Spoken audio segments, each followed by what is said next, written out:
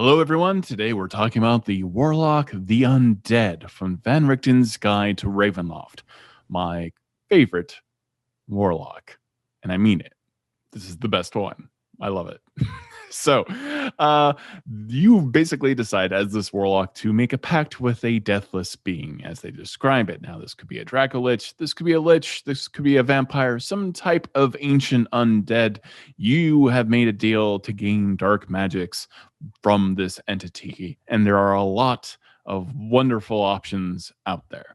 What I like about this subclass in particular is that everyone has kind of their favorite type of undead. Maybe it's an ancient mummy, maybe it's an ancient vampire, maybe it's even a Dullahan, a headless horseman type creature.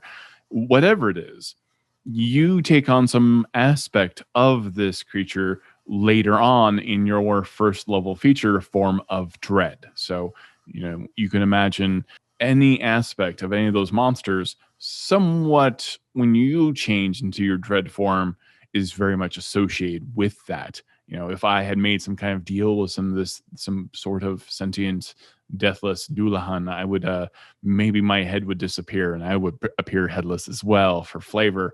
Or you become somewhat of like a vampiric bat, like in appearance, because you are associated with a vampire. This particular subclass in Van Richten's Guide to Ravenloft is mostly unchanged from some of the things that we saw in Unearthed Arcana. Now, we do have a really fantastic spell list. We've got Bane, False Life, Blindness, Deafness, Phantasmal Force, Phantom Steed, Speak with the Dead, Death Ward, Greater Invisibility, I should say, Anti-Life Shell, and of course, Cloud Kill. All nasty spells, and Phantom Steed is great if you're really looking for that kind of Headless Horseman flavor, or, the whole point of, the dead travel fast. Now, you do get your form of dread at first level. This is kind of why you are the tankiest of all warlocks by far. You are very combat friendly, I would say. You get a certain amount of temporary hit points once each of your turns. When you hit a creature with an attack roll, you can force it to make a wisdom saving throw and potentially become frightened of you until the end of your next turn. Now, you are also now immune to the friend condition, as you are pretty much a thing of terror and fear yourself. I think that makes a lot of sense. You can use this transformation a number of times equal to your proficiency bonus, and you regain all of that from, after a long rest. So you will be able to use your form of dread quite often. It is core to your class. Absolutely. Now, at 6th level, you get Grave Touched. Your patron's powers now have a profound effect on your body and your magic. So at this point, you no longer need to eat, drink, or breathe, which is disconcerting and can be very funny for if you want to hop into a bag of holding or swim through the water. You don't need to breathe. So there's some advantages to that, and also very unsettling if someone else notices that you're not breathing. Do you have to actively, perform and pretend to be breathing to fit in with other folks in certain villages? In addition, you are allowed to, when you make an attack against a creature, you can roll an additional die when you hit that creature, and this is a necrotic damage attack. You can only do this once per turn. You cannot do this with, say, something like Eldritch Blast and cause every single one of those rays to do an additional D10 of damage. You can do this once to one attack roll, and that is, I think, the one thing people were concerned about in Unearthed Arcana, that this would cause Eldritch Blast to just be absolutely absurd. So yeah, you get to roll an additional damage die from whatever you're attacking with. So if you're using a weapon that has a 1d12, you get to roll 2d12. That's a huge benefit. That's fantastic. That's really cool stuff. At 10th level, you still have this kind of like I explode when I die necrotic husk ability. Your connection to undeath now makes it dangerous for you. When you die, you can actually affect people around you. If you are reduced to 0 hit points, you can use your reaction to go back up to 1 hit point. So you have this kind of zombie mechanic that is part of the Warlock. And when you do so, each creature of your choice that's within 30 feet of you will take 2d10 necrotic damage up to your Warlock, plus your Warlock level as well. And you then, however, do gain 1 level of exhaustion. So you don't get to overuse this trait. Once you use your reaction in this way, you don't get to do so again for 1d4 long rests. Obviously, this particular ability could be quite dangerous. You could be quite sneaky with it if there wasn't some type of limitation like that.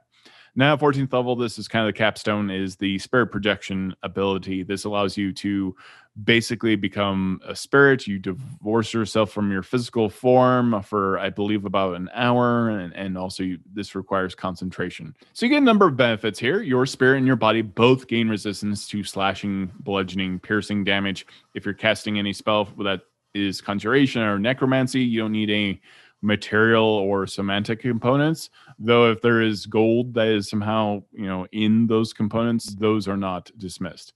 You do have a flying speed equal to your walking speed. You can also hover. On top of this, you can actually move through objects as if they were difficult terrain. You do take some force damage if you are in that object at the end of your turn, so you don't want to just you can't just hide out in a tree or anything like that.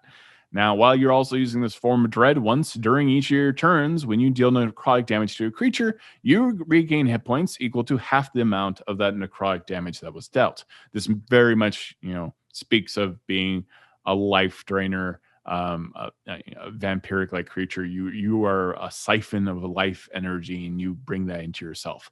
I love this warlock. I like that this warlock is a tank. If you really wanted to play that warlock, that's kind of a death knight, preternaturally powerful, undead-like character that without being fully undead, this is a really fantastic option. And narratively, it's a creepy buy-in, right? If you're in Van Richten's Guide to Ravenloft, if you are in the world of Ravenloft, if you're in one of these domains, the person that you made a pact with may not just be in some other world. They may just be next door, right? They may be in the domain that you are in at this moment, or they are adjacent in some way. It does bring that patron relationship potentially much closer to home and much more in the narrative than a lot of the other patrons that you can choose from as a warlock being in Ravenloft, a place that is exceptionally hard to escape, especially if you're trying to escape from a Darklord. Having a Darklord as your patron can be very interesting in the world of Ravenloft. So yeah, that's kind of the breakdown of the Warlock, the Undead. Again, this is my favorite one. I think I just like creepy stuff though, and that's why I'm really into this. I think mechanically it's exceptionally sound. I love the idea of a tank Warlock. Maybe you're mixing this up with Eldritch Smite as well, so you have multiple attacks.